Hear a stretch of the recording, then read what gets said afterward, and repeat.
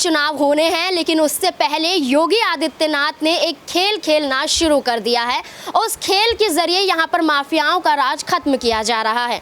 अतीक और अशरफ की हत्या हो जाती है, असद का एनकाउंटर हो जाता है, जिसके बाद योगी आदित्यनाथ की कानून व्यवस्था पर सवाल खड़े किए जाते हैं। लेकिन दूसरी तरफ यही योगी आदित्यनाथ ये कहते हुए नजर आते हैं कि माफियाओं का राज खत्म करना इस सरकार ने बखूबी देखा है और आने वाले वक्त में भी यही सरकार करती हुई नजर आएगी। लेकिन यहाँ पर अतीक की हत्या तो हो जाती है, लेकिन चुनौती यहाँ पर उनकी पत्नी देती हुई नजर आती है, शाइस्ता परवीन, क्योंकि वो अभी भी फरार है, योगी आदित्यनाथ के शिकंजे में नहीं आ रही है और लगातार यूपी पुलिस उन्हें ढूंढने की कोशिश कर रही है, फिर भी वो उनके हत्थे नहीं चढ़ पाना एक सबसे बड़ा सवाल है कि एक तरफ तो हत्या के तहत कानून व्यवस्था पर सवाल खड़े किए जाते हैं, तो दूसरी तरफ इसी कानून व्यवस्था के तहत यहाँ पर पुलिस पर भी सवाल खड़े किए जाते हैं कि अभी तक आप शाइस्ता परवीन को पकड़ नहीं पाए हैं।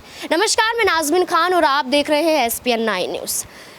यहाँ पर गॉड मदर के रूप में कही जाने वाली शाइस्ता परवीन अभी फरार है। सरेंडर की अटकलें लगाई जा रही थी कि जल्द ही शाइस्ता परवीन सरेंडर कर सकती है। इसी के साथ साथ गुड्डू मुस्लिम की बात की जाए तो गुड्डू मुस्लिम भी फरार है, तो अब ऐसे में इन दोनों का साथ में पाया जाना, ऐसे संकेत मिल रहे हैं कि ये दोनों एक साथ ही फरार हो चुके हैं और यहाँ पर अब योगी आदित्यनाथ उन्हें जल्द ही पकड़ लेगी। लेकिन यहाँ पर खबरें सामने आ रही हैं कि शाइस्ता परवीन और गुड्डू मुस्लिम मिलकर कभी प्रयागराज में देखे जाते हैं तो कभी वो उत्तर प्रदेश से दूसरे राज्य में देखे जाते हैं, लेकिन किसी के हत्थे नहीं चढ़ रहे हैं। तो सबसे बड़ा सवाल ये है कि आखिरकार कब ये दोनों पकड़े जाएंगे, क्योंकि यहाँ पर अगर योगी आदित्यनाथ शाइस्ता परवीन और गुड्डू मुस्लिम को नहीं पकड़ पाते हैं तो एक बार फिर से माफियाओं का राज शुरू हो जाएगा, जिसे खत्म करने के कगार पर योगी आदित्यनाथ देखे जा रहे हैं, फिर से वही सवालों के घेरे में आ जाएंगे।